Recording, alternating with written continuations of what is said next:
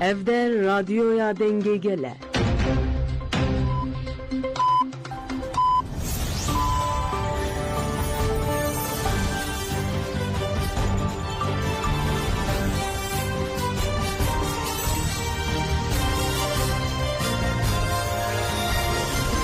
ئەم کاتتان باش بیسەرانی هێژان لە ڕادیۆ دەنگی گەلەوە بە یارمەتی هاوکارانم گەشتی هەواڵەکانی ئەمڕۆ سێشەمبە 18 ئاداری 2025تان پێشکەش دەکەین.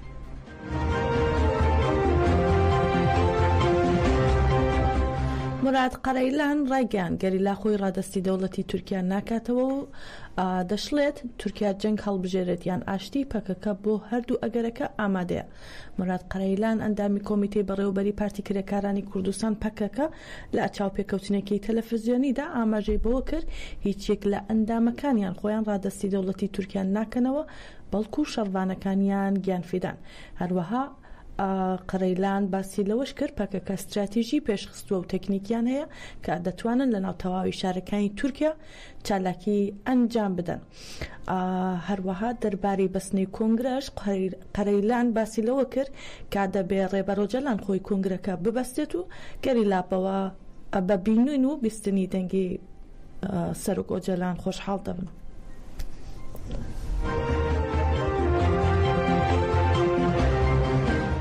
تێکوشینێک 52 ساڵ شەڕێکی 41 ساڵن دمەشەیە و قادروێن ئیدۆلۆژیک بە بژیار دوا تەڤگەرێدا جیه دەگرن یعنی بریارەکە شتە وەک کۆنگە بجوێ بریارە فەسیح بگرێ و بریارە چەک بەردان بگرێ. ئەv ne tiştekî ji rêzê ye. Ancak avakerê va partî û kesê ku hemû heval bo xwe esas digirin fikr û ramana rêbera pû ancak rêbera pû kanê va pêvajoyî da aktif tev bigere برخستن بکه او به تندرستی به سر بخینه. آنگو جبو چه گروپ در و نمین چه کسی اکنا نبی نمینن جبو و هم مصادبین اف یعنی پیوستیه جبو تکر بفرتله پیوستیه که یعنی بره براپو وسا aktif beşdari be derfeta hebe dve azad be yani azad tab bigere yani fermandari me hevoli me şervoni me yani ikna nebi hene jibuna ev hevoli kwargol der vodbin gur zanı buna xwed bin le bes fo em li virin yani emin baştır zanın ev konağa biser bikebe hinekî rayedarê devletê ji dibin ha lazim e biser bikebe û pêk were û cîb cî bibe. Rast e ji bo cîb cî bibe dibe ku mecal bê çêkir. Devlet Bahçeli ev pêvajoya bi bangekê dest pê kir yani rê vekir. Êdima bangê de çi digo?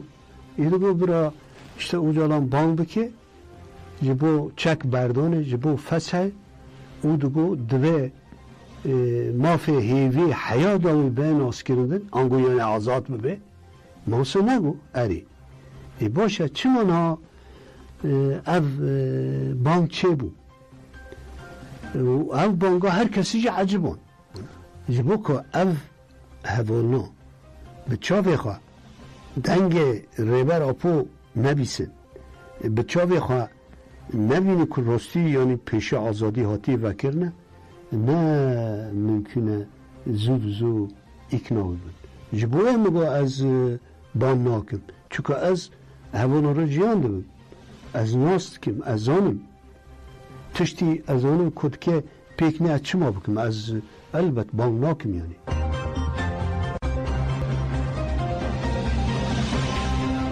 گەریلا تیڤ دیمەنی خستنە خوارەوەی فڕۆکە چەک هەڵگرە ئاکینجیەکەی دەوڵەتی داگیرکەری تورکی بڵاو کردەوە. پێشتر هەپەگە ئەوەی ڕاگەیاند بوو کە لە 16 ئاداری 2025 یەکەیەک سەرباهێزەکانی بەرگری ئاسمانی شەهید دەلال فڕۆکەکان خستوتە خوارەوە. هێزەکانی پاراستنیگەل هەپەگە پێشتر لەم بارەیەوە ڕاگەیاند بوو لە کاژمێر 20 خولەکی ئێوارەی 16 ئاداری 2025 لەلایەن یەکینەکانی سەربەهێزەکانی بەرگری ئاسمانی شەهید دەلال فڕۆکەی بێفڕۆکەوان لا جۆری ئاکینجی کە بە بەرزی لە ئاسمانی قەندیل دەفرا دەوڵەتی تورک پێی وابوو ناخرێتە خوارەوە خراوەتە خوارەوە.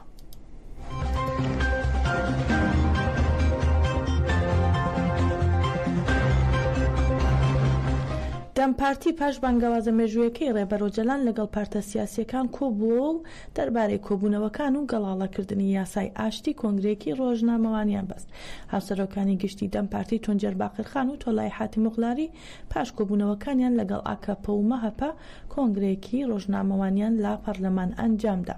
باقرخان ڕێگەیان لە کۆبوونەوەکاندا و تووێژیان لەسەر بانگەوازی ئاشتی و کۆمەڵگەی دیموکراتیکی ڕێبەرۆجەلان کردووە و وتیشی لەگەڵ هەردوو پارتەکە باسی یاسای ئاشتیمان کردووە. هەروەها باقرخان دەڵێت دەبێت هەلومەرجی کارکردن و پەیوەندی بەڕێز ئۆجەلان چاک بکرێت بۆ هەنگاوی دیموکراتیک دەبێ خەبات بکرێ. باقرخان تشکی خستە سەر کۆمەڵکوژیەکەی کۆبانی کە 9 کەس لە یەک خێزان لەلایەن دەوڵەتی تورکەوە شەهید کراون وتی ئەم هێرشە شەرمەزار دەکەین و پێویستە بوەستێنرێن. هەروەها تشکی خستە سەر لێدوانی پێشووی ئەردۆغان کە ڕاگەیاندەبوو بەرامبەر هەموو هەوڵێکی تێکدەرانە ڕێشوێنی پێویست دەگرنە بەر و وتیشی دەبێت دەست بەجێ هەوڵە تێکدەرانە ئاشکرا بکرێن و بکەرانی دادگای بکرێن. حاتم ئۆغلاریش وەڵامی پرسیاری ڕۆژنامە نووسانی دایەوە وتی بەرنامەی چوون بۆ ئیمراڵی لە چەند ڕۆژی ئایندا ڕوون دەبێتەوە. دەربارەی چەکدانانی پەکەکەش وتی بەڕێز ئۆجەلان لە بانگەوازەکەیدا باڕوونی و توێتی دەتوانم کۆنگرا ببەستم و بڕیار بدەم و بۆ ئەمە دەبێت هەلومەرجی پێویست بڕەخسێنرێت. هەروە حاتم ئۆغلاری جەختی کردەوە ئاکەپە و مەهەپە لەگەڵ هەنگاونان بۆ دیموکراتیک بووندان و بەڵام وڵامێکی ڕوونی دەمپارتیان نەداوەتەوە سەبارەت باپرسی دەست بە سەرداگرتنی شارەوانیەکان.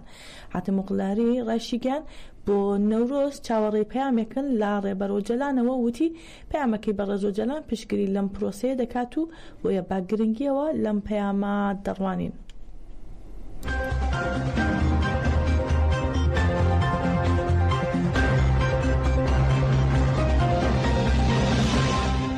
لە ناوچەی میسرێجی سرت دوای 11 ساڵ نەورۆز پیرۆز کرا. نەورۆز با دروشمی ڕێبەرایەتی ئازاد و کۆمەڵگەی دیموکراتیک لا گەڕەکی سومەر پیرۆز کرا. هەزاران کەس بەشدار بوون و جلو بەرگی کوردیان پۆشی و دروشمی بێسەرۆک ژیان نابێ و بژی سەرۆک ئاپۆیان بەرز کردەوە. پارلەمانتار سەباحەت ئەردۆغان ساریتاش تشکی خستە سەر بانگەوازەکەی ڕێبەرۆجەلان بۆ ئاشتی و ڕایگەن ئەم بانگەوازە بۆ تەواوی گەلانە و دەبێت هەمووان بەرپرسیار بن.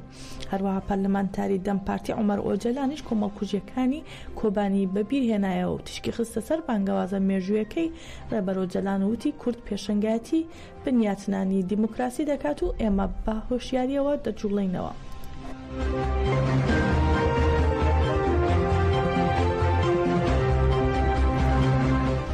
لە پاریسی پایتەختی فەڕەنسا لە بەردەم کۆمەڵی کەلتوری کوردی ئەحمەدکایە دژی کۆمەڵکوژیەکەی کۆبانیکە لەلایەن دەوڵەتی تورکەوە ئەنجامدرا ڕاگەیاندراوێک خوێنرایەوە و ژمارەیەک لە کوردستانیان بەشداریان لا چالەکێکە کرد. هاوسەرۆکی کە جەدەکە زوبەیدە زومڕت و هاوسەرۆکی جەدەکە شاین پۆڵات ڕایگەیان هێرشی دەوڵەتی تورک بەرامبەر ئەو خێزانە کۆبانیە تاوانی جەنگیە و بانگەوازیان لە ڕێکخراوە نێونەتەوەیەکان کرد دەست بەجێ هەنگاو بنێن لا دژی ئەو تاوانانە.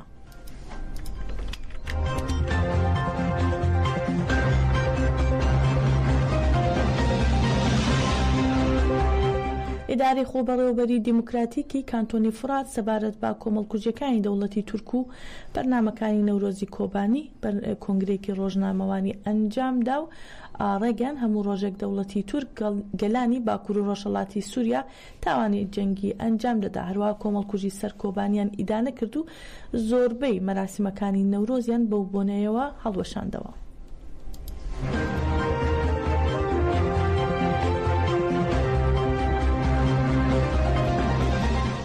هەروەها گەلی کانتۆنی فورات بۆ شەرمەزارکردنی کۆمەڵکوژی دەوڵەتی تورک دژی خەڵکی سیڤیل ئەنجام دراوە ڕێپەیوانیان کرد و وتەبێژی دەستپێشخەری ئازادی بەڕێز ئۆجەلان لە کانتۆنی فورات عایشە ئەفەندی سەرخۆشی لە بنەماڵی شەیدان کرد و ڕێگەیان دژی هێرش و کۆمەڵکوژیەکان بەرخۆدان و تێکۆشان دەکەن و هەروە لە کۆتاییش داوتی ئێمە با کۆمەڵکوژی لە ناو ناچین و تا کۆتایی بەرخۆدان دەکەین.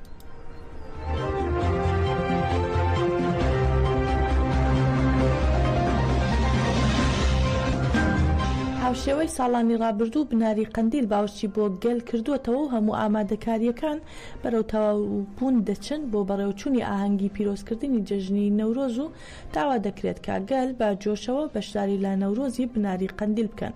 ئەندامێکی کۆمیتەی ئامادەکاری ئاهەنگەکە دەڵێت نەورۆزی ئەمساڵ جیاوازە و گرنگی پێکەوە ژیانی دیموکراتی بۆ گەلانی ناوچەکە هەیە.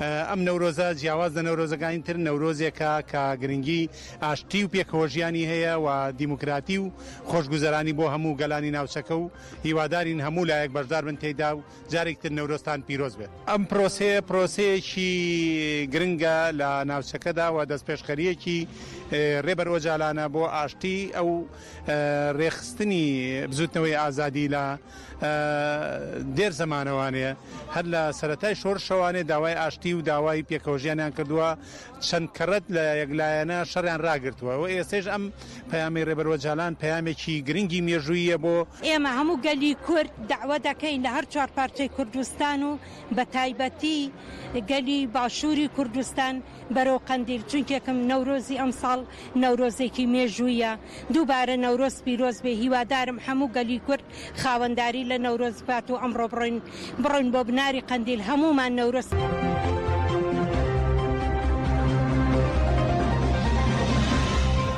لە شارەکانی مەهاباد و سەردەشت و شنۆی ڕۆژهەڵاتی کوردستان بە ئاهەنگێڕان و کردنەوەی ئاگری جەژنی نەتەوەی نەورۆز جەژنی نەورۆز پیرۆزکرا هەزاران کورد با جلوبەرگی نەتەوەیەوە ڕویان لە گۆڕەپانەکانی ئاهەنگی نەورۆز کرد و ئاهەنگی نەورۆزیان کردەوە و با گۆرانی و هەڵپەڵکێی کوردی ئەو جەژنیان پیرۆز کرد.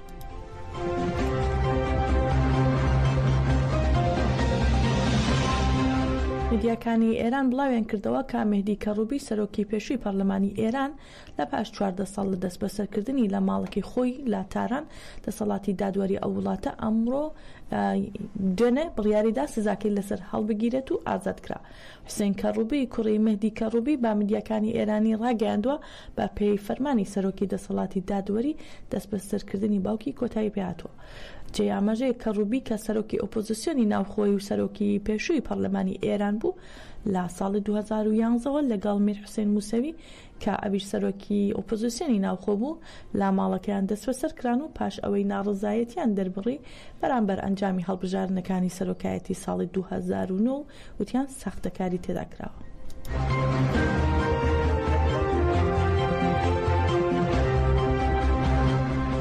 کەناڵی CNN بڵاوی کردوێتەوە باهۆی هێرشەکانی ئەم دوایە ئیسرائیلەوە بۆ سەر غەزە هەیەکە لە مەحموود ئەبوو تەفە بریکاری وەزیری ناوخۆی حەماس و ئەبوو عوبەیدە ئەندامی مەکتەبی سیاسی حەماس کوژراون.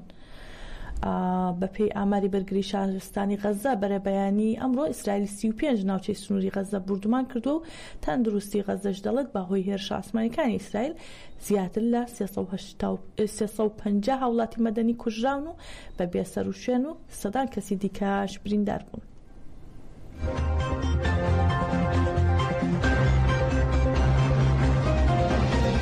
گەشتی هەوڵەکانمان پێشکەشکردن هەرشاد.